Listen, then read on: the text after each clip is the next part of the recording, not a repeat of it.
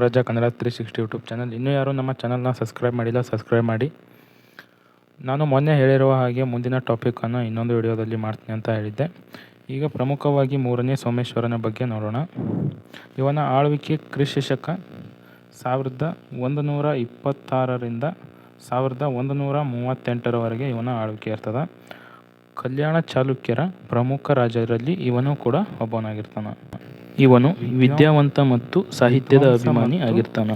ಮನಸ್ಸೋಲ್ಲಾಸ ಅಥವಾ ಅಭಿಲತ ಸಿದ್ಧಾರ್ಥ ಚಿಂತಾಮಣಿ ಎಂಬ ಪ್ರಸಿದ್ಧ ಗ್ರಂಥವನ್ನು ರಚನೆ ಮಾಡ್ತಾನೆ. ಇವನ ಪ್ರಮುಖ ಬಿರುದುಗಳು ನೋಡೋದಾದ್ರೆ ತ್ರಿಭುವನ ಮಲ್ಲ, ಭೂಲೋಕ ಮಲ್ಲ, ಸರ್ವಜ್ಞ ಚಕ್ರವರ್ತಿ ಅಂತ ಇವನಿಗೆ ಬಿರುದುಗಳು ಕಂಡುಬರ್ತಾವ. ಮನಸ್ಸೋಲ್ಲಾಸ ಎಂಬುವ ಕೃತಿ ಸಂಸ್ಕೃತದ ಮೊದಲ ವಿಶ್ವಕೋಶ ಆಗಿರ್ತದ. ಈ ಮೂರನೇ ತೈಲಪನ ಆಳ್ವಿಕೆ ಕ್ರಿಶಕ 1151ರಿಂದ 1164ರವರೆಗೆ ಅಂತ ಹೇಳಬಹುದು. ಮೂರನೇ ತೈಲಪನ ಆಳ್ವಿಕೆಯ ಬಗ್ಗೆ ಸರಿಯಾಗಿ ಎಲ್ಲಿಯೂ ಉಲ್ಲೇಖ ಇಲ್ಲ.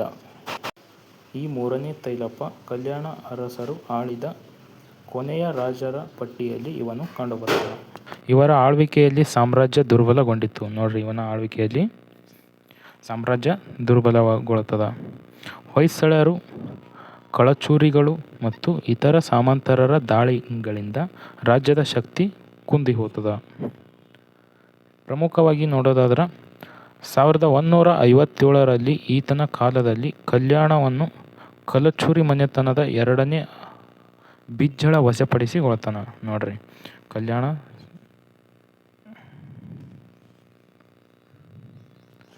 ಇವನ ಕಾಲದಲ್ಲಿ ಕಲ್ಯಾಣ 1157ರಾಗ ಮೂರನೇ ತೈಲೋಪನ ಕಾಲದಲ್ಲಿ ಕಲ್ಯಾಣವನ್ನು ಕಲಚೂರಿ ಮನೆತನದ ಅರಸ 2ನೇ ಬಿಜ್ಜಳ ವಶಪಡಿಸಿಕೊಳ್ತಾನೆ. ಅವ ವಶಪಡಿಸಿಕೊಂಡ ನಂತರ ಇವರ ಅವನತಿ ಹೊಂದುತ್ತಾರೆ. ಕಲ್ಯಾಣದ ಚಾಲುಕ್ಯರ ಕೊನೆಯ ದೊರೆ 4ನೇ ಸೋಮೇಶ್ವರ. ನೋಡ್ರಿ, ಕಲ್ಯಾಣ ಚಾಲುಕ್ಯರ ಕೊನೆಯ ದೊರೆ 4ನೇ ಸೋಮೇಶ್ವರ ಆಗಿರ್ತಾನೆ. ಇವರ ಸಾಹಿತ್ಯ ನೋಡೋದಾದ್ರೆ ಕನ್ನಡ ಮತ್ತು ಸಂಸ್ಕೃತ ಭಾಷೆಗಳಲ್ಲಿ ಸಾಹಿತ್ಯ ಅಭಿವೃದ್ಧಿ ಹೊಂದಿರ್ತಾರೆ. 2 ಭಾಷೆಗಳಲ್ಲಿಯೂ ಕೂಡ ಸಾಹಿತ್ಯ ಅಭಿವೃದ್ಧಿಯನ್ನು ಹೊಂದಿರ್ತಾರೆ. ಇವರು ಜೈನ್ ಸಾಹಿತ್ಯನೂ ಕೂಡ ರಚನೆಯನ್ನು ಮಾಡ್ತಾರೆ. ಇವರ ಸಾಮ್ರಾಜ್ಯದ ರನ್ನ ಗದಾಯುದ್ಧದ ಬಗ್ಗೆ ಬರೆದಿರ್ತಾನೆ. ಮಹಾಭೀಮಸೇನ ವಿಜಯ ಅಂತಲೂ ಕೂಡ ಗದಾಯುದ್ಧವನ್ನು ಕರೀತಾರೆ. ಅಜಿತನಾಥ ಪುರಾಣ ಮತ್ತು ಪರಶುರಾಮ ಚರಿತ್ರೆಯಲ್ಲಿ ಕಂಡುಬರ್ತದೆ. ಇವರು ಪ್ರಮುಖವಾಗಿ ಖಗೋಳಶಾಸ್ತ್ರ, ಜ್ಯೋತಿಷ್ಯಶಾಸ್ತ್ರ, ಶಿಲ್ಪಶಾಸ್ತ್ರ ಮತ್ತು ವೈದ್ಯಕೀಯ ಶಾಸ್ತ್ರಗಳಲ್ಲಿ ಜ್ಞಾನವನ್ನು ಹೊಂದಿರ್ತಾರೆ. ಇನ್ನು ಪ್ರಮುಖವಾಗಿ ಇವರ ವಾಸ್ತುಶಿಲ್ಪದ ಬಗ್ಗೆ ನೋಡೋದಾದ್ರೆ ಕಲ್ಯಾಣ ಚಾಲುಕ್ಯರ ವಾಸ್ತು ಶೈಲಿಯನ್ನು ಕಲ್ಯಾಣಿ ಚಾಲುಕ್ಯ ಶೈಲಿ ಅಂತ ಕೂಡ ಕರೀತಾರೆ.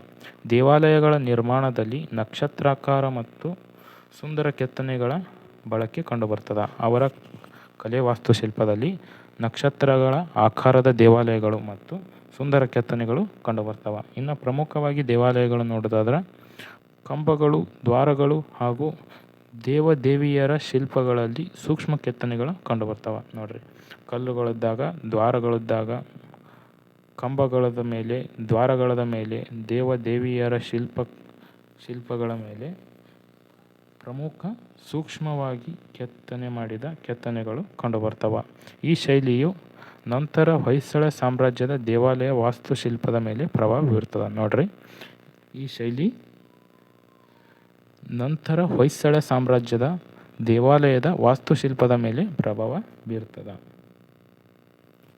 ಮತ್ತು ಇವರ ಇನ್ನೂ ಪ್ರಮುಖ ದೇವಾಲಯಗಳನ್ನು ನೋಡಿದ್ರೆ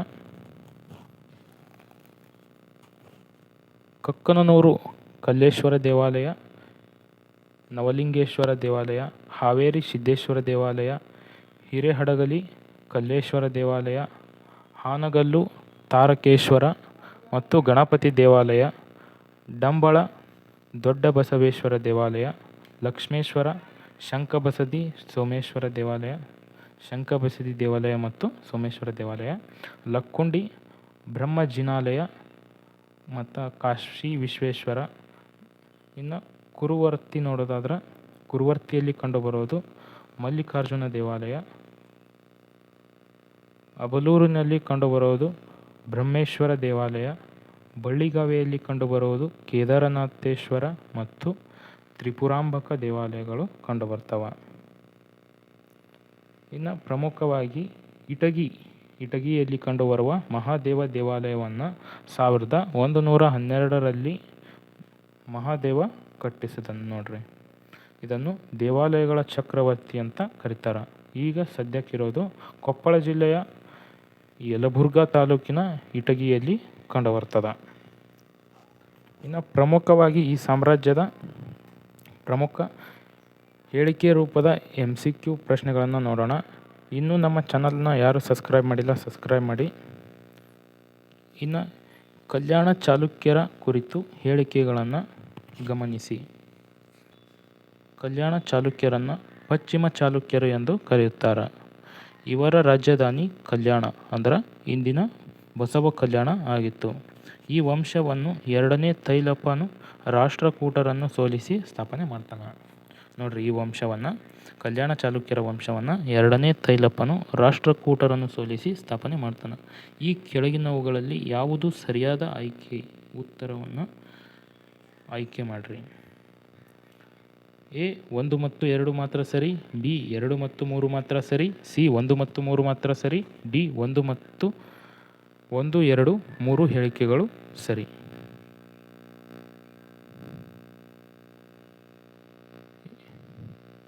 ಇದರ ಸರಿಯಾದ ಉತ್ತರ ಕಮೆಂಟ್ ಮಾಡ್ರಿ.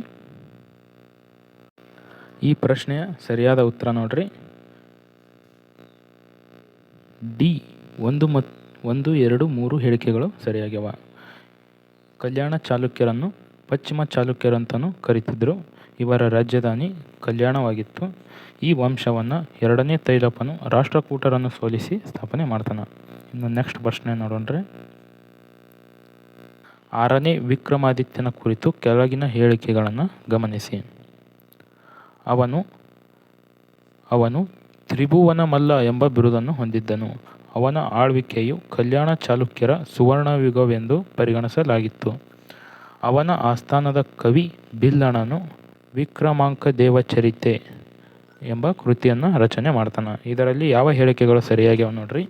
A 1 ಮತ್ತು 2 ಮಾತ್ರ ಸರಿ, B 2 ಮತ್ತು 3 ಮಾತ್ರ ಸರಿ, C 1 ಮತ್ತು 3 ಮಾತ್ರ ಸರಿ, D 1, 2, 3 ಹೇಳಿಕೆಗಳು ಸರಿಯಾಗ್ಯಾವ. ಇದರ ಸರಿಯಾದ ಉತ್ತರ ನೋಡ್ರಿ, D 1, 2, 3 ಹೇಳಿಕೆಗಳು ಸರಿಯಾಗ್ಯಾವ. 6ನೇ ವಿಕ್ರಮಾದಿತ್ಯನನ್ನು ತ್ರಿಭುವನ ಮಲ್ಲ ಅನ್ನುವ ಬಿರುದನ್ನು ಹೊಂದಿದ್ದನು. ಇವನ ಆಳ್ವಿಕೆಯಲ್ಲಿ ಸುವರ್ಣಯುಗ ಅಂತ ಕರೀತಿದ್ದರು. ಇವನ ಆಸ್ಥಾನದ ಕವಿ ಬಿಲ್ಲಣನು ವಿಕ್ರಮಾಂಕ ದೇವಚರಿತೆಯನ್ನು ಕೃತಿಯನ್ನು ರಚನೆ ಮಾಡ್ತಾನೆ.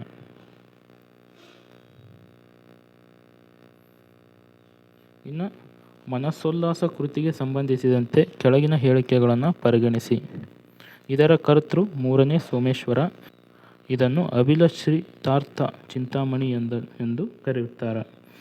ಇದು ಆಡಳಿತ, ಸಂಗೀತ, ಆಹಾರ, ಕಲೆ ಮುಂತಾದ ವಿಷಯಗಳನ್ನು ಒಳಗೊಂಡ ವಿಶ್ವಕೋಶ ಸ್ವರೂಪ ಗ್ರಂಥವಾಗಿದೆ. ಇದರಲ್ಲಿ ಯಾವ ಹೇಳಿಕೆಗಳು ಸರಿಯಾಗ್ಯಾವ ಅಂತ ನೋಡ್ರಿ. A 1 ಮತ್ತು 2 ಮಾತ್ರ, B 2 ಮತ್ತು 3 ಮಾತ್ರ, C 1 ಮತ್ತು 3 ಮಾತ್ರ, D 1, 2 ಮತ್ತು 3 ಹೇಳಿಕೆಗಳು ಸರಿಯಾಗ್ಯಾವ. ಇದರ ಸರಿಯಾದ ಉತ್ತರ 1, 2 ಮತ್ತು 3 ಹೇಳಿಕೆಗಳು ಸರಿಯಾಗ್ಯಾವ.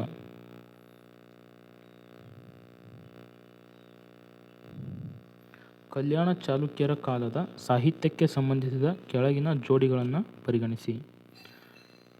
ವ್ಯಕ್ತಿ ಮತ್ತು ಕೃತಿಗಳು ನೋಡ್ರಿ. ಬಿಲ್ಲಣ, ವಿಜ್ಞಾನೇಶ್ವರ, 3ನೇ ಸೋಮೇಶ್ವರ. ಇನ್ನು ಕೃತಿಗಳು ನೋಡೋದಾದ್ರೆ ವಿಕ್ರಮಾಂಕ ದೇವಚರಿತ, ಮಿತಾಕ್ಷರ, ಮನಸೋಲ್ಲಾಸ. ಇವರು ಯಾರು ಸರಿಯಾದ ಕೃತಿಗಳನ್ನು ಹೊಂದಿದ್ದಾರೆ ಅಂತ ನೋಡ್ರಿ. A 1 ಮತ್ತು 2 ಮಾತ್ರ ಸರಿ, B 2 ಮತ್ತು 3 ಮಾತ್ರ ಸರಿ, C 1 ಮತ್ತು 3 ಮಾತ್ರ ಸರಿ, D 1, 2, 3 ಸರಿ. ಇದರ ಸರಿಯಾದ ಉತ್ತರ D 1, 2, 3 ಹೇಳಿಕೆಗಳು ಸರಿ. ಬಿಲ್ಲಣ ವಿಕ್ರಮಾಂಕ ದೇವಚರಿತೆ ಬಿಲ್ಲಣನ ಕೃತಿ.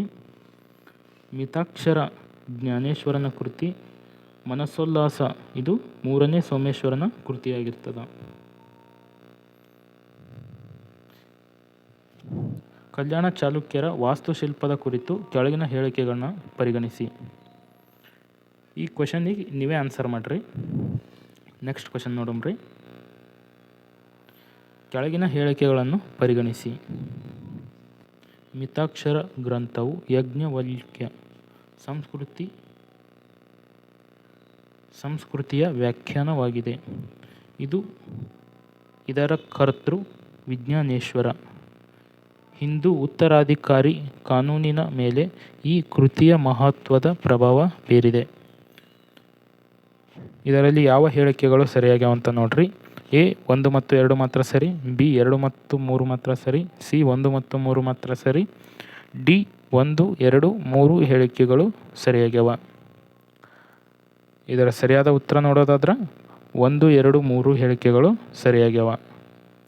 ಇನ್ನು ನೆಕ್ಸ್ಟ್ ಕ್ವಶನ್ ನೋಡ್ರಿ. ಕಲ್ಯಾಣ ಚಾಲುಕ್ಯರ ಅವನತಿಗೆ ಸಂಬಂಧಿಸಿದ ಕೆಳಗಿನ ಹೇಳಿಕೆಗಳನ್ನು ಪರಿಗಣಿಸಿ. 1ನೇ ಹೇಳಿಕೆ ನೋಡ್ರಿ. ಕಳಚೂರಿಗಳ ಉದಯವು ಚಾಲುಕ್ಯರ ಶಕ್ತಿಯನ್ನು ಕುಗ್ಗಿಸಿತು. ಹೊಯ್ಸಳರ ಬೆಳವಣಿಗೆಯು ಚಾಲುಕ್ಯರಿಗೆ ಸವಾಲಾಗಿ ಪರಿಣಮಿಸಿತು. 3ನೇ ತೈಲಪನ ಕಾಲದಲ್ಲಿ ಕೇಂದ್ರಾಡಳಿತ ದುರ್ಬಲಗೊಂಡಿತು. ಯಾವುದು ಸರಿಯಾದ ಆಯ್ಕೆಗಳು ನೋಡ್ರಿ. ಎ 1 ಮತ್ತು 2 ಮಾತ್ರ ಸರಿ, ಬಿ 2 ಮತ್ತು 3 ಮಾತ್ರ ಸರಿ, ಸಿ 1 ಮತ್ತು 3 ಮಾತ್ರ ಸರಿ, ಡಿ 1, 2, 3 ಹೇಳಿಕೆಗಳು ಸರಿ. ಇದರ ಸರಿಯಾದ ಉತ್ತರ ಡಿ 1, 2, 3 ಹೇಳಿಕೆಗಳು ಸರಿಯಾಗ್ಯಾವ. ಇನ್ನು ಲಕ್ಕುಂಡಿಯ ಮಹತ್ವಕ್ಕೆ ಸಂಬಂಧಿಸಿದ ಕೆಳಗಿನ ಹೇಳಿಕೆಗಳನ್ನು ಪರಿಗಣಿಸಿ. ಹೇಳಿಕೆ 1 ನೋಡ್ರಿ. ಇದು ಕಲ್ಯಾಣ ಚಾಲುಕ್ಯರ ವಾಸ್ತುಶಿಲ್ಪದ ಪ್ರಮುಖ ಕೇಂದ್ರವಾಗಿತ್ತು.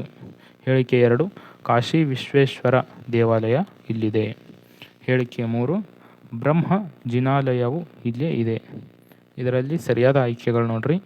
ಎ 1 ಮತ್ತು 2, ಬಿ 2 ಮತ್ತು 3, ಸಿ 1 ಮತ್ತು 3, ಡಿ 1, 2, 3 ಹೇಳಿಕೆಗಳು ಸರಿಯಾಗ್ಯಾವ. ಇದರ ಸರಿಯಾದ ಉತ್ತರ ಡಿ 1, 2 ಮತ್ತು 3 ಹೇಳಿಕೆಗಳು ಸರಿಯಾಗ್ಯಾವ. 9ನೇ ಕ್ವಶನ್ ನೋಡ್ರಿ. ಕೆಳಗಿನ ಹೇಳಿಕೆಗಳನ್ನು ಪರಿಗಣಿಸಿ. ಕಲ್ಯಾಣ ಚಾಲುಕ್ಯರ ವಾಸ್ತುಕಲೆಯಲ್ಲಿ ಸೂಕ್ಷ್ಮ ಕೆತ್ತನೆಗಳು ಪ್ರಮುಖ ಲಕ್ಷಣಗಳಾಗಿದ್ದವು. ಅವರ ವಾಸ್ತುಶೈಲಿಯು ನಂತರದ ಹೊಯ್ಸಳರ ವಾಸ್ತುಶಿಲ್ಪದ ಮೇಲೆ ಪ್ರಭಾವ ಬೀರಿತು. ಅವರ ಕಾಲದಲ್ಲಿ ಕನ್ನಡ ಹಾಗೂ ಸಂಸ್ಕೃತ ಸಾಹಿತ್ಯ ಎರಡೂ ಬೆಳವಣಿಗೆಯಾದವು. ಇದರಲ್ಲಿ ಸರಿಯಾದ ಆಯ್ಕೆಗಳು ನೋಡ್ರಿ. ಎ 1 ಮತ್ತು 2 ಮಾತ್ರ, ಬಿ 2 ಮತ್ತು 3 ಮಾತ್ರ, ಸಿ 1 ಮತ್ತು 3 ಮಾತ್ರ, ಡಿ 1, 2, 3 ಹೇಳಿಕೆಗಳು ಸರಿಯಾಗ್ಯಾವ. ಇದರ ಸರಿಯಾದ ಉತ್ತರ ಡಿ 1, 2, 3 ಹೇಳಿಕೆಗಳು ಸರಿಯಾಗ್ಯಾವ. ಹಾಗೆ ನೀವು ಇದೊಂದು ಪ್ರಶ್ನೆಗೂ ಕೂಡ ಕಮೆಂಟ್ ಮಾಡಿ. ಇದೊಂದು ಸೇರಿ 2 ಪ್ರಶ್ನೆಗಳಿಗೆ ನೀವು ಕಮೆಂಟ್ ಮಾಡಬೇಕು.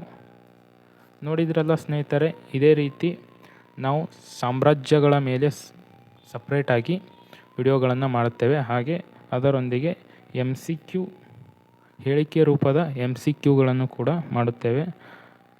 ಇದೇ ರೀತಿ ವಿಡಿಯೋಗಳಿಗಾಗಿ ನಮ್ಮ ಚಾನಲನ್ನು ಸಬ್ಸ್ಕ್ರೈಬ್ ಮಾಡಿ. ಹಾಗೆ ನಿಮ್ಮ ಫ್ರೆಂಡ್ಸಿಗೂ ಶೇರ್ ಮಾಡಿ, ಅವರಿಗೂ ಕೂಡ ಸಬ್ಸ್ಕ್ರೈಬ್ ಮಾಡಲು ತಿಳಿಸಿ.